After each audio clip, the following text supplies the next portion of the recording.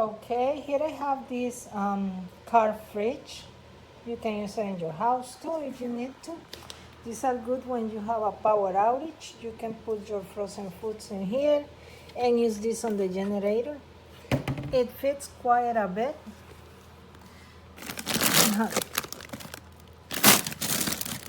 Lots of frozen foods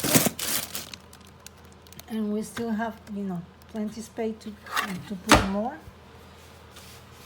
It comes with the power adapter for the regular electric outlet, and also comes with the one for the car, so you can put it inside your car or your RV or anywhere you want, any car you want to put it and use it there. Here is where you adjust the temperature. Those are the settings.